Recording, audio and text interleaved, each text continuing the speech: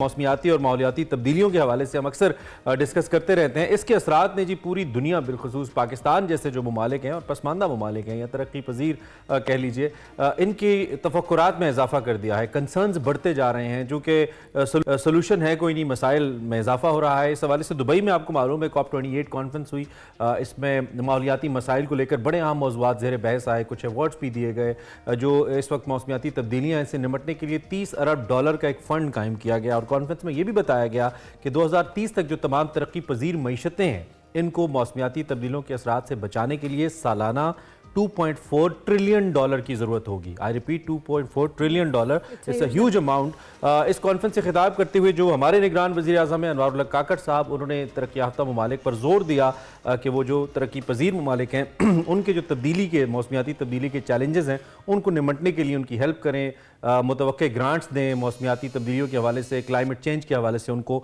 जो भी चीज़ इम्पैक्ट करिए उस पर हेल्प करें उनकी। बिल्कुल, क्लाइमेट फाइनेंस के लिए $100 ट्रिलियन का वादा पूरा किया जाना चाहिए और इस किस्म की जो ग्रांट्स हैं वो तरक्याती मालियाती इमदाद ना हो और ना ही तरक्की पजीर ममालिक के पहले ही भारी कर्जों के बोझ में हो, बल्कि इस कॉन्फ्रेंस से जी तरक्की पजीर ममालिक को क्या फ़ायदा होगा, इसके साथ हम इस पर भी बात करेंगे। जो कॉन्फ्रेंस के सदर हैं जाबिर अल सुल्तान, उनके बयान पे जिसमें उन्होंने कहा है कि जो तेल और गैस की कंपनीज हैं उनको शरीक करके दलेरी का मुजाहरा किया गया है। फॉसिल फ्यूल पैदा करने वाली जो कंपनीज है इनसे डायलॉग करना ज़रूरी है, क्योंकि उसके बगैर जो सेहतमंद माहौल के जो अहदाफ हैं उनको हासिल करना बिल्कुल नामुमकिन है। तेल पैदा करने वाली जो कंपनीज हैं वही नुकसानदा गैसों के जो अखराज को कम कर सकती हैं और दुनिया मिलकर 2050 तक खालिस जीरो कार्बन का हदफ भी हासिल कर सकती है। इस पे हम बात करेंगे। हमारे साथ रेहान ताहिर मौजूद है, इज एक्सपर्ट माहिर माहौलियात, उनको खुशामदीद कहते हैं। Thank you very much Rehan साहब कि आपने हमें ज्वाइन किया अर्ली इन द मॉर्निंग। बड़ा इंपॉर्टेंट टॉपिक है ये क्लाइमेट चेंज को लेकर, और जिस हम COP28 कॉन्फ्रेंस की हम बात कर रहे हैं इसमें क्लाइमेट चेंज को बहुत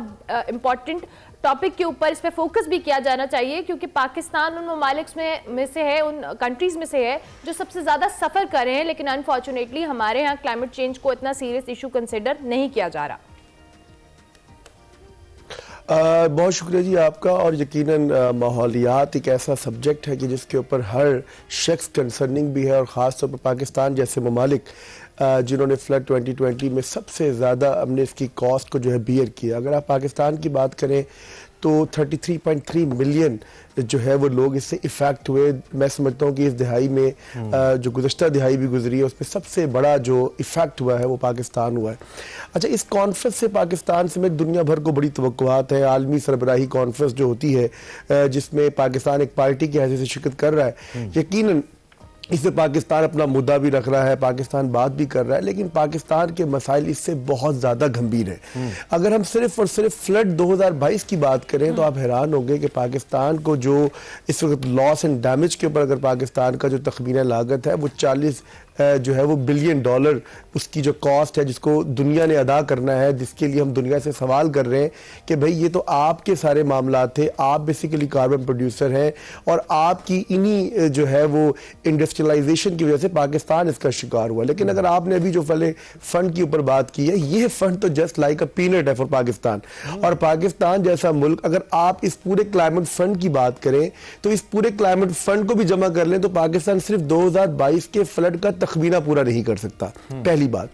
दूसरी बात यह है कि यकीनन पाकिस्तान अपनी लॉबिंग तो कर रहा है, पाकिस्तान अपने मुद्दा को पेश कर रहा है, लेकिन वहां पर हमें सबसे ज्यादा उन ममालिक के ऊपर हमारी तवक्कुआत ज्यादा है जो कि कार्बन प्रोड्यूसर्स हैं। दुबई में ये कॉन्फ्रेंस हो रही है, दुबई दुनिया के 10 उन ममालिक में शामिल है जो कि सबसे ज्यादा ऑयल प्रोड्यूस कर रहे हैं। फॉसिल फ्यूल की बात की जाए तो इसमें गैस है, इसमें ऑयल है, इसमें कोयला है। अब ये ममालिक कैसे इसके ऊपर अमल दरामद करवाएंगे? हम अगर 2030 के अहदाफ की, अभी आपने जो बात की 43% हमने इन कार्बन एमिशंस को कम करना है, लेकिन अभी तक की जो रिपोर्ट्स हैं, अभी तक के जो सेंसेस, अभी तक की जो पार्टीज की कंट्रीब्यूशन है और जिनके प्लान ऑफ एक्शन है वो बता रहे हैं कि हम 2% से ज्यादा इसको कम नहीं कर पाएंगे। तो ये बहुत बड़ा अलविया है जिसके ऊपर हम सबको। It's very significant, sorry to cut you. ये जो आपने प्लान की या रोड मैप की बात की है, पाकिस्तान एक जानिब ये तो हम बात करें जो हमारा नुकसान हो गया कि जी वो हमने पूरा करना है, लेकिन क्लाइमेट चेंज के इम्पैक्ट से बचने के लिए पाकिस्तान जिस तरह की इमदाद मांग रहा है, हमारे पास रोड मैप क्या है? क्या हम दुनिया के सामने कोई मैकेनिज्म रख रहे हैं, रोड मैप दे रहे हैं कि जी हम इस तरीके से खुद को कंडक्ट करेंगे कि हम इससे निकल पाएं? क्या ऐसा कुछ है दुनिया के सामने रखा है हमने? अच्छा, ऑब्वियसली मैं इस पे दो चीजें पहले अर्ज कर दूं कि नेशनल अडेप्टेशन प्लान 2023 जो पाकिस्तान ने वर्ल्ड बैंक के साथ मिलकर इसका एक रोड मैप बनाया, लेकिन हमने 2022 में शर्म एल शेख कॉन्फ्रेंस थी, उस पर मुकम्मल, क्योंकि गवर्नमेंट मौजूद थी, एक इलेक्टेड गवर्नमेंट थी, ऑब्वियसली उनके जो ऑब्जेक्टिव्स होते हैं वो बहुत क्लियर होते हैं। तो उन्होंने उसके ऊपर पूरा लॉस एंड डैमेज का, हमारे जो प्राइम मिनिस्टर थे वहां पर गए, उन्होंने उसका पूरा रोड मैप का प्लान भी दिया और कहा कि पाकिस्तान को इन तरह इन तमाम चीजों के साथ जो है नबरदाजमा होना है।